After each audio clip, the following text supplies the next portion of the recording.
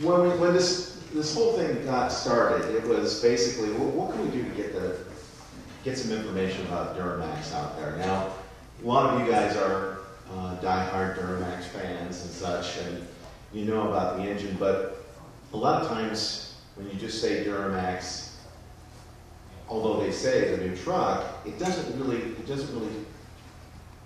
tell you guys everything that goes into this engine and everything that we've done at Gale Banks Engineering with it. So today we're going to go ahead and take you through the engine assembly plant, facts about the engine, how it's changed, what is on the engine, and what we've done with it over at Banks. What I want to talk to you today about is basically what makes DMAX different and how we're contributing, and some of the key processes that we have in the plant that allow us to produce a world-class product. DMAX itself is a joint venture between General Motors and Isuzu. The majority partner is General Motors at 60%, and that was changed, I believe it's 2007, October. It was a reverse of that. It was Isuzu 60% and then General Motors 40%, but through negotiations in general, I don't know the reasons, but it's a successful product, and it's key to General Motors' business strategy going forward.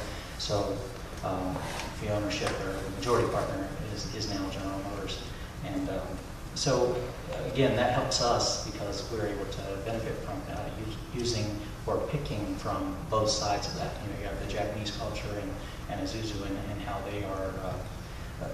I've seen some of their processes, and they're really good at process control and really picking out details of the processes and optimizing. General Motors, of course, has some of the best practices for manufacturing. So again, we get to look at both of those and pull in what's best for us. So the culture at DMAX is a little different because we're not exactly Isuzu and we're not exactly General Motors, but so we've pulled what we feel are the best practices from both, and it has resulted in making us a very good manufacturer. We have a good product to start with, but the people put their heart and souls into it, and so that's one of the things that makes a difference. So now let's get into the nuts and bolts of the processes that we use. Again, this is just going to talk about a few of the processes that we use online. We're currently working with the Banks team on determining what the final content is of the engine and everything, but the processes that we know that we want to make sure that we have included in the Banks product too. This is just going to be a quick overview. So again, this is a cylinder block.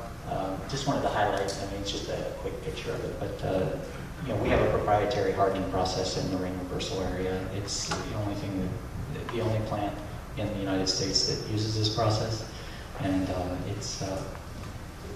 I'm not going to talk about any details, obviously, but it's for our durability and to help increase the durability and reliability of the engine. And we had, at our 10-year anniversary, we did have an engine that was displayed that had 1 million miles on it.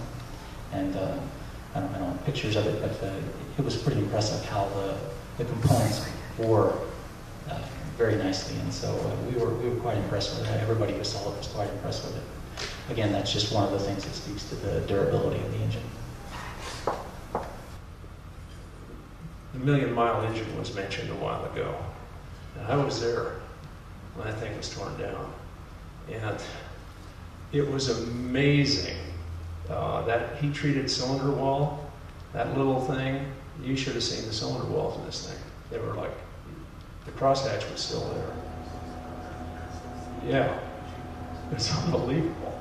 The heat treat was obvious. You could see that as well. This guy used this thing as a hot shot. In other words, he pulled way over gross with this thing and did it for hundreds of thousands of miles and religiously changed his oil and his filtration, etc. When the engine came out of the guy's truck, they dynoed it at DMAX, and it pulled rated torque. In other words, the records were pulled out on this engine build from when it was built.